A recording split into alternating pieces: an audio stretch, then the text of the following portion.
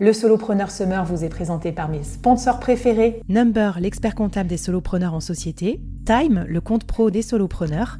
Abi, l'outil tout en un pour gérer ta micro-entreprise. Et Caravelle, le partenaire retraite des solopreneurs. Je les remercie encore de soutenir le board et de créer des super produits pour les solopreneurs. Salut et bienvenue dans ce nouvel épisode du Solopreneur Summer. Un conseil par jour pendant tout le mois d'août pour t'aider à te lancer et à performer en tant que solopreneur. Allez, c'est parti pour l'épisode du jour.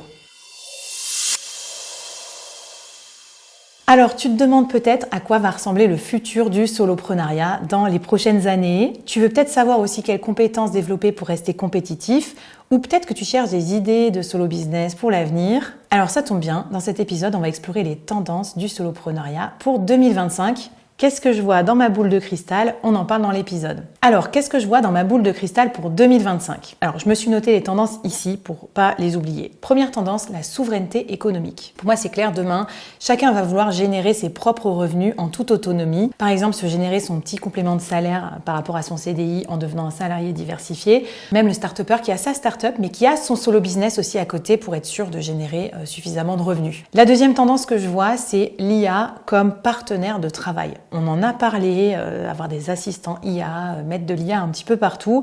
Ça va vraiment devenir l'outil incontournable des solopreneurs, enfin surtout des solopreneurs qui en plus n'ont pas d'équipe, donc ils vont en profiter pleine balle.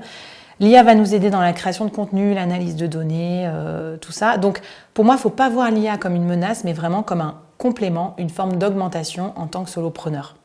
Troisième tendance, la montée en puissance de l'auto-éducation. Si tu me suis sur LinkedIn, j'en parle assez souvent.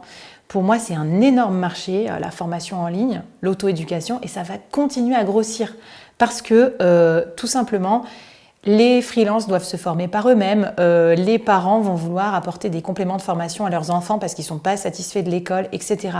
Donc la formation en ligne, l'auto-formation, c'est un énorme boulevard, un énorme marché pour les infopreneurs, des solopreneurs qui, comme toi ou moi, vont transformer leur expertise en formation. Donc restons connectés à ce gros marché.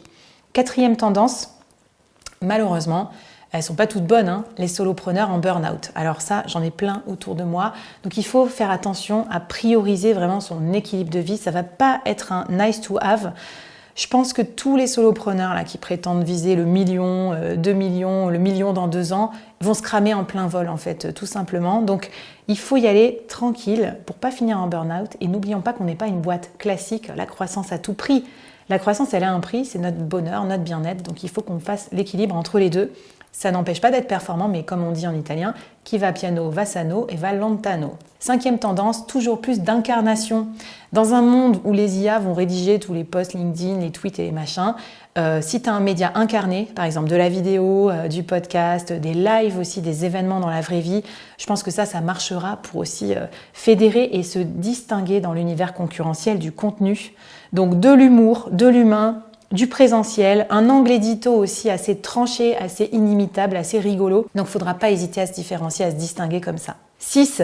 L'essor du portfolio entrepreneuriat, c'est-à-dire l'entreprise éphémère. Donc on verra de plus en plus d'entrepreneurs gérer plusieurs micro-business ou solo-business en parallèle. On va dire qu'on gérera presque plutôt des projets plutôt qu'une seule et même entreprise un peu comme ça, immuable. Et c'est cette diversification qui va permettre aux entrepreneurs d'arriver à survivre, à naviguer les crises économiques, à être plus résilients et à éviter les risques. 9e tendance, l'importance croissante des communautés digitales. Donc ça, c'est vrai qu'on le voit énormément aux États-Unis, ça commence à se voir en France.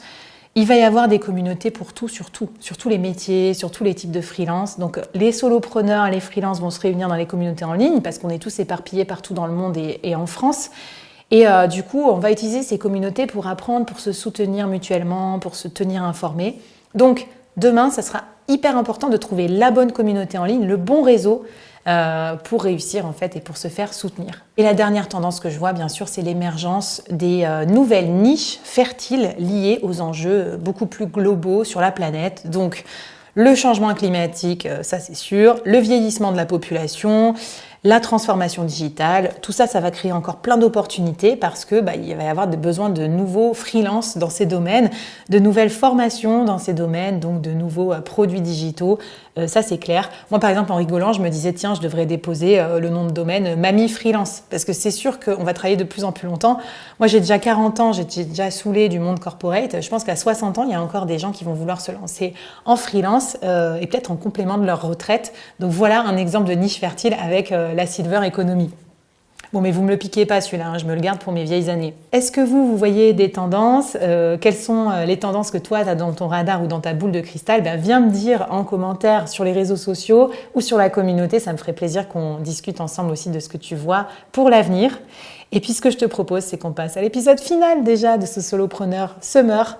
La méthode en 10 étapes pour devenir un solopreneur à succès. On va résumer ces 25 conseils avec mes 10 mantras préférés. Spécial solopreneur, c'est parti. Abonne-toi au podcast et à ma chaîne YouTube pour écouter les 25 conseils et surtout va récupérer le kit du solopreneur à succès sur mon site leboard.fr/solopreneursummer.